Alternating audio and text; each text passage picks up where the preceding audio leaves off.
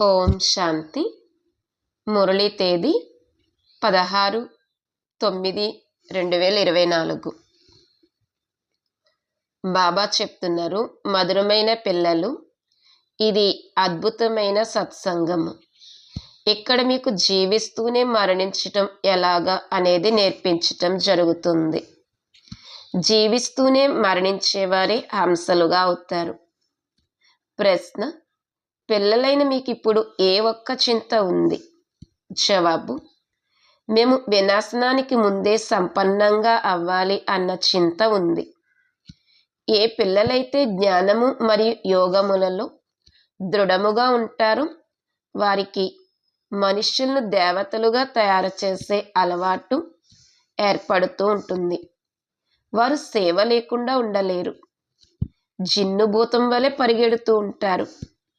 సేవతో పాటు స్వయాన్ని కూడా సంపన్నంగా తయారు చేసుకునే చింత వారిలో ఉంటుంది. ఓం శాంతి. ఆత్మిక తండ్రి కూర్చుని ఆత్మిక పిల్లలకు అర్థం చేయిస్తారు. ఆత్మ ఇప్పుడు సాకారంలో ఉంది. మళ్ళీ తాను ప్రజాపిత బ్రహ్మ సంతానము కూడా. ఎందుకంటే దత్తత తీసుకోబడ్డారు. వీరు సోదరి సోదరులుగా చేస్తారు అని మిమ్మల్ని గురించి అందరూ అంటారు. నిజానికి ఆత్మలైన మీరందరూ సోదరులే. ఇప్పుడు కొత్త సృష్టి తయారవుతుంది కాబట్టి మొట్టమొదట శిఖ అయిన బ్రాహ్మణులు కావాలి అని బాబా పిల్లలకు అర్థం చేయించారు. మీరు శూద్రులుగా ఉండేవారు, ఇప్పుడు మళ్ళీ బదిలీ అయ్యారు. బ్రాహ్మణులు కూడా తప్పకుండా కావాలి. ప్రజాపిత బ్రహ్మ పేరైతే ఎంతో ప్రసిద్ధమైనది. ఈ లెక్కలో మేమందరము పిల్లలము, కావున సోదరి సోదరులము అవుతాము అని మీరు భావిస్తారు. ఎవరైతే స్వయాన్ని బ్రహ్మ కుమారి కుమారులుగా పిలుచుకుంటారో వారు తప్పకుండా సోదరి సోదరులు అవుతారు. అందరూ ప్రజాపిత బ్రహ్మ సంతానం అయినట్లయితే తప్పకుండా అందరూ సోదరి సోదరులే అవ్వాలి. తెలియని వారికి ఇది అర్థం చేయించాలి. బుద్ధిహీనులుగాను ఉన్నారు మరియు మూఢ నమ్మకాలు కూడా ఉన్నాయి. ఎవరినైతే పూజిస్తారో, ఎవరిపైనైతే వీరు ఫలానా అని విశ్వాసమును ఉంచుతారో వారిని గూర్చి వారికి తెలియదు. లక్ష్మీనారాయణ పూజిస్తారు, కానీ వారు ఎప్పుడు వచ్చారు, అలా ఏ విధంగా అయ్యారు, మళ్ళీ ఏమయ్యారు అనేది ఎవరికీ తెలియదు. మనుషులకు నెహ్రూ మొదలైన వారి గురించి తెలుసు, కావున వారి చరిత్ర భౌగోళికాలను గురించి కూడా తెలుసు. చరిత్రను గురించి తెలియకపోతే వారు ఎందుకు పనికి వస్తారు? పూజ చేస్తారు, కానీ వారి జీవిత గాథను గూర్చే తెలియదు. మనుష్యుల జీవిత గాథను గూర్చి తెలుసు, కానీ ఏ గొప్పవారైతే గతించిపోయారో వారి జీవిత గాథను గురించి కూడా వారికి తెలియదు. శివునికి ఎంతమంది పూజారులు ఉన్నారు? పూజ చేస్తారు, మళ్ళీ తాను రాయి రప్పల్లో కణకణములో కూడా ఉన్నారు అని అనేస్తారు. అది ఏమైనా జీవిత గాథ? కశ్య మత్స్యావతారాలు తీసుకుంటారు అంటూ 84 లక్షల యోనుల్లోకి తీసుకువెళ్తారు. కశ్య మత్స్యావతారాలు తీసుకుంటారు అంటూ 84 లక్షల యోనుల్లోకి తీసుకువెళ్తారు.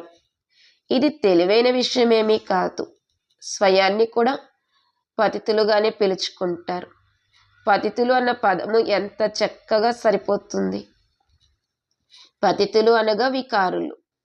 మేము బ్రహ్మ కుమారి కుమారులుగా ఎందుకు పిలువబడతాము అనేది మీకు అర్థం చేయించగలరు.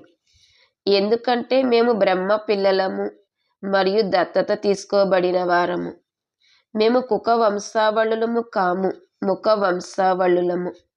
బ్రాహ్మణ బ్రాహ్మణీలు సోదరి సోదరులు అవుతారు కదా, కావున వారికి పరస్పరం అశుద్ధ దృష్టి ఉండదు. కామం యొక్క ఆలోచనలే ముఖ్యమైన అశుద్ధ ఆలోచనలు. మేము ప్రజాపిత బ్రహ్మ సంతానముగా సోదరి సోదరులుగా అవుతాము అని మీరు అంటారు. శివబాబా సంతానమైన మనమందరము పరస్పరం సోదరులము. ఇది కూడా పక్కాగా ఉంది. ప్రపంచానికి ఏమీ తెలియదు, ఏదో నామమాత్రంగా అనేస్తారు.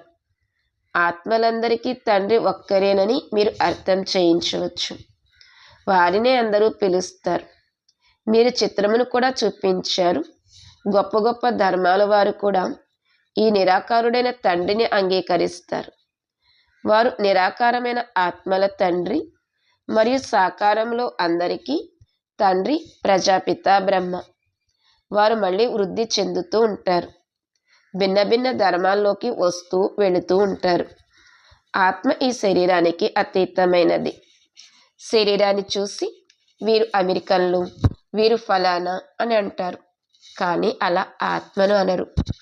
ఆత్మలన్నీ శాంతిధామంలో ఉంటాయి. పాత్రను అభినయించేందుకు అక్కడి నుండి వస్తాయి.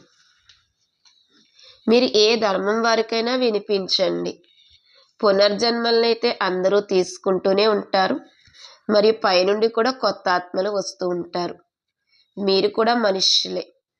మనుషులకే సృష్టి ఆది మధ్యాంతాలను గురించి, ఈ సృష్టి చక్రము ఎలా తిరుగుతుంది, దీని రచయిత ఎవరు, దీనిని తిరిగేందుకు ఎవరెవరికి ఎంతెంత సమయం పడుతుంది అనేది తెలియాలి. ఇది మీకే తెలుసు, దేవతలకు కూడా తెలియదు. మనుష్యులే తెలుసుకుని మళ్ళీ దేవతలుగా అవుతారు. మనుష్యులను దేవతలుగా తయారు చేసేవారు తండ్రియే. తండ్రి తమ మరియు రచనల పరిచయాన్ని కూడా ఇస్తారు. బీజరూపుడైన తండ్రికి మనం బీజరూపులమైన పిల్లలమని మీకు తెలుసు. ఏ విధంగా తండ్రికి ఈ తల్ల క్రిందుల వృక్షము గురించి తెలుసు, అలాగే మీరు కూడా తెలుసుకున్నారు. మనుషులకు ఈ విషయాలను ఎప్పుడూ అర్థం చేయించలేరు. కానీ మీకు తండ్రి అర్థం చేయించారు. ఎప్పటి వరకైతే మీరు బ్రహ్మ పిల్లలుగా అవ్వరో అప్పటి వరకు ఇక్కడకు రాలేరు. ఎప్పటి వరకైతే పూర్తి కోర్సును తీసుకుని అర్థం చేసుకోరు అప్పటి వరకు మీరు బ్రాహ్మణుల సభలో ఎలా కూర్చోగలుగుతారు? దీనిని ఇంద్ర సభ అని అంటారు. అందులోని దేవతలుగా మీరే అవ్వాలి. అనేక రకాలైన దేవకన్యలు మహిమ చేయబడ్డారు. ఎవరైనా చాలా అందంగా ఉంటే తాను అప్సరసలా ఉంది అని అంటారు కదా. పౌడర్లు మొదలైనవి పూసుకుని సుందరంగా అయిపోతారు. సత్యయుగంలో మీరు దేవతలుగా అయిపోతారు. ఇప్పుడు మీరు జ్ఞానసాగరంలో జ్ఞాన స్నానం చేయడం ద్వారా దేవీ దేవతలుగా అయిపోతారు. ఆ యాత్రికుడు మిమ్మల్ని ఈ విధంగా తయారు చేస్తారు. కావున వారు ఈ నల్లని శరీరంలోకి ప్రవేశిస్తారు. ఇప్పుడు తెల్లగా ఎవరు తయారు చేయాలి? తండ్రియే తయారు చేయవలసి ఉంటుంది కదా. సృష్టి చక్రమైతే తిరగాలి. ఇప్పుడు మీరు తెల్లగా అవ్వాలి. చదివించే జ్ఞానసాగరుడు ఒక్క తండ్రియే. తను జ్ఞానసాగరుడు, ప్రేమసాగరుడు. ఆ తండ్రి మహిమ ఏదైతే గానం చేయబడుతుందో అది లౌకిక తండ్రికి ఉండదు. అనంతమైన తండ్రికే మహిమ ఉంటుంది. మమ్మల్ని ఈ విధంగా మహిమాయోగ్యులుగా చేయండి అని వారినే అందరూ పిలుస్తారు. ఇప్పుడు మీరు అలా నెంబర్ వారీగా పురుషార్థానుసారంగా తయారవుతున్నారు కదా. చదువులో అందరూ ఒకే విధముగా ఉండరు. రాత్రికి పగలకు ఉన్నంత తేడా ఉంటుంది కదా. మీ వద్దకు కూడా ఎంతోమంది వస్తారు. బ్రాహ్మణులుగా తప్పకుండా అవ్వాలి. ఆ తర్వాత కొంతమంది బాగా చదువుతారు, కొంతమంది తక్కువగా చదువుతారు. ఎవరైతే చదువులో అందరికన్నా బాగా ముందుగా ఉంటారో వారు ఇతరులను కూడా చదివించగలుగుతారు. ఇన్ని కాలేజీలు మొదలైనవి వెలువడుతూ ఉంటాయి. మీరు అర్థం చేసుకోగలరు. ఈ కాలేజీలో రచయిత మరియు రచన ఆది మధ్యాంతముల జ్ఞానం లభిస్తుంది అని ఎవరైనా అర్థం చేసుకునే విధంగా అటువంటి కాలేజీని తయారు చేయండి అని బాబా కూడా చెప్తారు. బాబా భారతదేశంలోకే వస్తారు కాబట్టి భారతదేశంలోనే కాలేజీలని తెరుస్తూ ఉంటారు. ముందు ముందు విదేశాల్లో కూడా తెరుచుకుంటూ ఉంటాయి. ఎన్నో కాలేజీలు, యూనివర్సిటీలు కావాలి కదా. అందులోకి ఎంతోమంది వచ్చి చదువుకుంటారు. ఇప్పుడు మళ్ళీ ఎప్పుడైతే చదువు పూర్తి అవుతుందో అప్పుడు అందరూ దేవీ దేవత ధర్మంలోకి ట్రాన్స్ఫర్ అయిపోతారు. అంటే మనుషుల నుండి దేవతలుగా అయిపోతారు. మీరు మనుషుల నుండి దేవతలుగా అవుతారు కదా. మనుషుల నుండి దేవతలుగా ఎందుకు ఒక్క క్షణం కూడా పట్టదు అనే గాయనం కూడా ఉంది. ఇక్కడ ఇది మనుష్యుల ప్రపంచం, అది దేవతల ప్రపంచం. దేవతలకు మరియు మనుష్యులకు రాత్రికి పగలకు ఉన్నంత తేడా ఉంది. పగలలో దేవతలు ఉంటారు, రాత్రిలో మనుష్యులు ఉంటారు. అందరూ భక్తులే, పూజారులే. ఇప్పుడు మీరు పూజారుల నుండి పూజ్యులుగా అవుతారు. సత్యుగంలో శాస్త్రాలు, భక్తి మొదలైన వాటి మాటే ఉండదు. అక్కడ అందరూ దేవతలే. మనుషులు భక్తులుగా ఉంటారు, మనుష్యులే మళ్ళీ దేవతలుగా అవుతారు. అది దైవీ ప్రపంచము. దీనిని అసురీ ప్రపంచము అని అంటారు. రామరాజ్యము మరియు రావణ రాజ్యము. రావణ రాజ్యము అని దేన్ని అంటారు? రావణుడు ఎప్పుడు వచ్చాడో ఇంతకుముందు మీ బుద్ధిలో లేదు, మీకేమీ తెలియదు. లంక సముద్రంలో మునిగిపోయింది అని అంటారు. అలాగే మళ్ళీ ద్వారకను గురించి కూడా చెప్తారు. ఇప్పుడు ఈ లంక అంతా మునిగిపోనున్నది అని, మొత్తం ప్రపంచం అంతా కూడా అనంతమైన లంకయేనని మీకు తెలుసు. ఇదంతా మునిగిపోతుంది, నీరు వచ్చేస్తుంది. స్వర్గమైతే మునిగిపోదు. ఎంత అపారమైన ధనము ఉండేది. ఒక్క సోమనాథ మందిరమును ముస్లింలు ఎంతగా దోచుకున్నారో బాబా అర్థం చేయించారు. ఇప్పుడు చూడండి, ఏమీ లేదు. భారతదేశంలో ఎంత అపారమైన ధనము ఉండేది. భారతదేశంనే స్వర్గము అని అంటారు. కానీ ఇప్పుడు స్వర్గము అని అంటారా? ఇప్పుడు ఇది నరకముగా ఉంది, మళ్ళీ స్వర్గముగా అవుతుంది. స్వర్గమును ఎవరు తయారు చేస్తారు? నరకమును ఎవరు తయారు చేస్తారు? ఇప్పుడు మీరు ఇది తెలుసుకున్నారు. రావణ రాజ్యం ఎంత సమయం కొనసాగుతుందో కూడా బాబా తెలియచేశారు. రావణ రాజ్యంలో ఎన్ని ధర్మాలు ఏర్పడతాయి? రామరాజ్యంలో కేవలం సూర్యవంశీలు, చంద్రవంశీలే ఉంటారు. ఇప్పుడు మీరు చదువుతున్నారు. ఈ చదువు ఇంకెవరి బుద్ధిలోనూ లేదు. వారందరూ రావణ రాజ్యంలో ఉన్నారు. రామరాజ్యం సత్యుగంలో ఉంటుంది. నేను మిమ్మల్ని అర్హులుగా తయారు చేస్తాను అని తండ్రి అంటారు.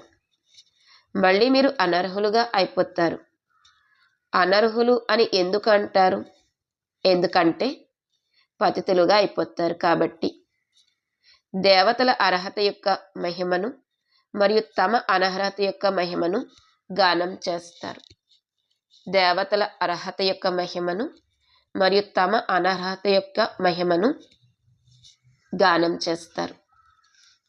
మీరు ఎప్పుడైతే పూజ్యులుగా ఉండేవారో అప్పుడు కొత్త ప్రపంచం ఉండేది అని తండ్రి అర్థం చేయిస్తారు. చాలా కొద్ది మంది మనుషులే ఉండేవారు. మొత్తం విశ్వమంతట్లో మీరే అధిపతులుగా ఉండేవారు. ఇప్పుడు మీకు ఎంతో సంతోషం ఉండాలి. సోదరి సోదరులుగా అయితే అవుతారు కదా. వీరైతే ఇల్లు వాకిళ్ళను వదిలించేస్తారు అని వాళ్ళు అంటారు. వారే మళ్ళీ వచ్చి శిక్షను తీసుకుంటారు. ఇక్కడకు రావడం ద్వారా జ్ఞానం చాలా బాగుంది అని అర్థం చేసుకుంటారు. అర్థాన్నైతే అర్థం చేసుకుంటారు కదా. సోదరి సోదరులు లేకుండా పవిత్రత ఎక్కడి నుండి వస్తుంది? మొత్తం ఆధారం అంతా పవిత్రత పైనే ఉంది. తండ్రి మగధ దేశంలోకి, ఏదైతే చాలా దిగజారిపోయిన దేశముగా ఉందో అందులోకి వస్తారు. చాలా పతితులుగా ఉన్నారు. అన్న పానాదులు కూడా అశుద్ధముగా ఉన్నాయి. నేను అనేక జన్మల అంతిమంలోని శరీరంలోకి ప్రవేశిస్తాను. ఇతడే 84 జన్మలు తీసుకుంటాడు. లాస్ట్ నుండి మళ్ళీ ఫస్ట్లోకి, ఫస్ట్ నుండి మళ్ళీ లాస్ట్లోకి. ఉదాహరణ అయితే ఒక్కరిదే తెలియచేస్తారు కదా. మీ వంశము తయారవ్వనున్నది. ఎంత బాగా అర్థం చేసుకుంటూ ఉంటారో అంతగా మీ వద్దకు ఎంతోమంది వస్తారు. ఇప్పుడు ఇది చాలా చిన్న వృక్షము. తుఫాన్లు కూడా ఎన్నో వస్తూ ఉంటాయి. సత్యుగంలో తుఫాన్ల విషయమే లేదు. పైనుండి కొత్త కొత్త ఆత్మలు వస్తూ ఉంటాయి. ఇక్కడ తుఫాన్లు రావడంతోనే పడిపోతూ ఉంటారు. అక్కడైతే మాయా తుఫాన్లు ఉండనే ఉండవు. ఇక్కడ తుఫాన్లో భయపడిపోతారు. అక్కడ అటువంటి విషయాలు ఏమీ ఉండవు. ఇక్కడైతే ఉన్నట్లుండి చనిపోతారు మరియు మీకు మాయతో యుద్ధము కూడా ఉంది. అది కూడా హైరాణ పరుస్తూ ఉంటుంది. సత్యుగంలో అవేవి ఉండవు. ఇంకే ధర్మంలోనూ ఈ విషయాలు ఉండవు. రావణ రాజ్యము మరియు రామరాజ్యమును గురించి ఇంకెవరూ అర్థం చేసుకోరు. సత్సంగంలోకి వెళ్తారు, కానీ అక్కడ మరణించటం, మళ్ళీ జీవించటం విషయం అనేది ఉండదు. ఇక్కడైతే పిల్లలు దత్తత అవుతారు. మేము శివబాబా పిల్లలము, వారి నుండి వారసత్వాన్ని తీసుకుంటాము అని అంటారు. అలా తీసుకుంటూ మళ్ళీ పడిపోతే వారసత్వం కూడా అంతమైపోతుంది. హంస నుండి మారి కొంగగా అయిపోతారు. అయినా కానీ తండ్రి దయాహృదయునిగా అవుతారు కాబట్టి అర్థం చేయిస్తూ ఉంటారు. కొందరు మళ్ళీ పైకి ఎక్కుతారు. ఎవరైతే స్థిరంగా ఉంటారో వారిని మహావీర్, హనుమాన్ అని అంటారు. మీరు మహావీరులు మరియు మహావీరినులు. నెంబర్ వారీగా అయితే ఉంటారు. అందరికన్నా పహిల్వాన్ను మహావీరు అని అంటారు. అందరికన్నా పహిల్వాన్లను మహావీర్ అని అంటారు. ఆది దేవుణ్ణి కూడా మహావీర్ అని అంటారు. వారి ద్వారానే ఈ మహావీరులు జన్మిస్తారు. విశ్వంపై రాజ్యం చేస్తారు. నెంబర్ వారీగా పురుషార్థానుసారంగా రావణునిపై విజయాన్ని పొందడానికి పురుషార్థం చేస్తూ ఉంటారు. ఈ పంచవికారాలు రావణుడు. ఇది అర్థం చేసుకోవలసిన విషయం. ఇప్పుడు మీ బుద్ధి తాళమును బాబా తెరుస్తారు. మళ్ళీ తాళం పూర్తిగా మూసుకుని పోతుంది. మళ్ళీ తాళం తెరుచుకుంటే వెళ్ళి సేవ చేసేవారు ఇక్కడ కూడా ఉన్నారు. మీరు వెళ్ళి సేవ చేయండి. ఎవరైతే బురదలో పడిపోయారో వారిని బయటకు తీయండి. అంతేకాని మీరు కూడా బురదలో పడిపోవడం కాదు. మీరు బయటపడి ఇతరులు కూడా బయటకు తీయండి అని బాబా అంటారు. విషయ వైతరణి నదిలో అపారమైన దుఃఖం ఉంది. ఇప్పుడు అపారమైన సుఖాలలోకి వెళ్ళాలి. ఎవరైతే అపారమైన సుఖాలను ఇస్తారో వారి మహిమను గానం చేయటం జరుగుతుంది. దుఃఖాలనిచ్చే రావణుని మహిమ ఎక్కడైనా జరుగుతుందా? రావణుని అసురుడు అని అంటారు. మీరు రావణ రాజ్యంలో ఉండేవారు. ఇప్పుడు అపారమైన సుఖాల్ని పొందడానికి మీరు ఇక్కడకు వచ్చారు అని తండ్రి అంటారు.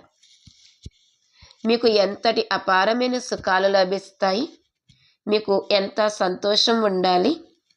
అలాగే చాలా జాగ్రత్తగా కూడా ఉండాలి. పొజిషన్ అయితే నెంబర్ వారీగా ఉంటుంది. ప్రతి ఒక్క నటుని పొజిషన్ వేరువేరు. అందరిలో ఈశ్వరుడు ఉండజాలడు. తండ్రి కూర్చుని ప్రతి ఒక్క విషయాన్ని అర్థం చేయిస్తారు. మీరు తండ్రిని మరియు రచన ఆది మధ్యాంతాలను నెంబర్ వారీగా పురుషార్థానుసారంగా తెలుసుకుంటారు. నెంబర్ వారీగా చదువుపైనే మార్కులు లభిస్తాయి. ఇది అనంతమైన చదువు. ఇందులో పిల్లలు ఎంతో ధ్యానమును ఉంచాలి. చదువును ఒక్కరోజు కూడా మిస్ చేయకూడదు. మనం విద్యార్థులము. భగవంతుడైన తండ్రి చదివిస్తారు అనే నశ పిల్లలకు ఎక్కి ఉండాలి. భగవాన్ వాచ కేవలం వారు పేరును మార్చి కృష్ణుని పేరును వ్రాసేస్తారు. పొరపాటును కృష్ణ భగవాన్ వాచ అని భావించారు. ఎందుకంటే కృష్ణుడు నెక్స్ట్ టు గాడ్, అంటే భగవంతుని తర్వాత వాడు. తండ్రి ఏ స్వర్గమునైతే స్థాపిస్తారో అందులో నెంబర్ 1 ఇతడే కదా. ఈ జ్ఞానం మీకు ఇప్పుడే లభించింది.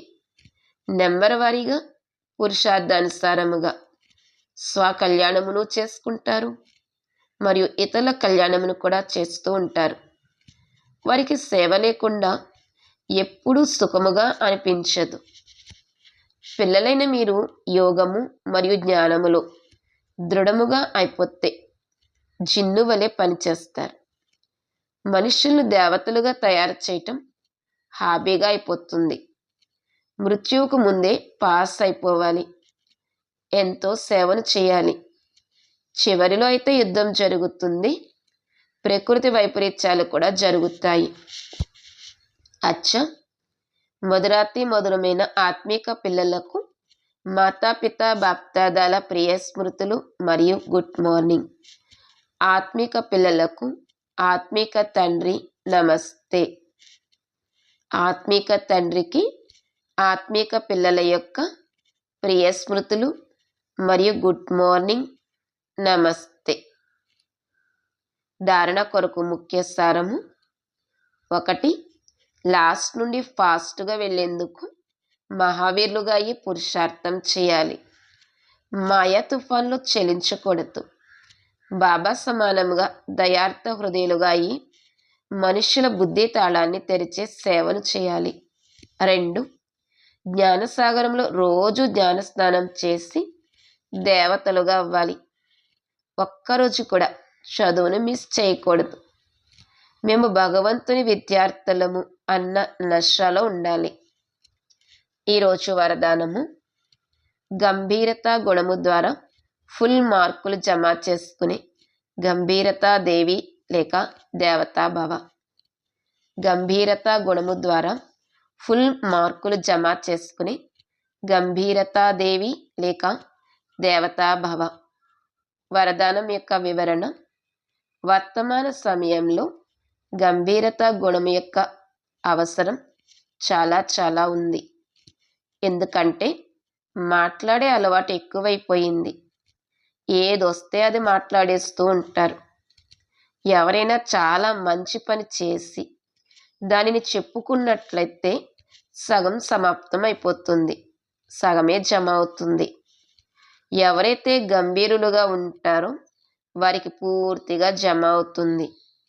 అందుకని గంభీరతాదేవి లేక దేవతగా అవ్వండి. ఫుల్ మార్కులను ప్రోగు చేసుకోండి. వర్ణన చేయడం ద్వారా మార్కులు తక్కువైపోతాయి. స్లోగన్: బిందు రూపంలో స్థితులైనట్లయితే సమస్యలకు క్షణంలో బిందువు పెట్టగలరు. బిందు రూపంలో స్థితులైనట్లయితే సమస్యలకు క్షణంలో బిందువు పెట్టగలరు. ఈరోజు అవ్యక్త ప్రేరణ పాయింట్: నేను ఉన్నదే కల్పకృతపు విజయిని. నేను ఉన్నదే కల్పకృతము యొక్క విజయిని. ఈ స్మృతితో స్వయాన్ని ధైర్యవంతులుగా చేసుకోండి. సర్వశక్తివంతుని పిల్లలమైన మేము మాస్టర్ సర్వశక్తివంతులము. ఈ స్మృతి ద్వారా ధైర్యం వస్తుంది. ఒకవేళ ఎప్పుడైనా మనస్సులో బలహీన సంకల్పాలు ఉత్పన్నమైన వాటిని అక్కడికక్కడే సమాప్తం చేసి శక్తిశాలిగా అవ్వండి. ఒకవేళ ఎప్పుడైనా మనస్సులో బలహీన సంకల్పాలు ఉత్పన్నమైన వాటిని అక్కడికక్కడే సమాప్తం చేసి శక్తిశాలిగా అవ్వండి. ఓం శాంతి.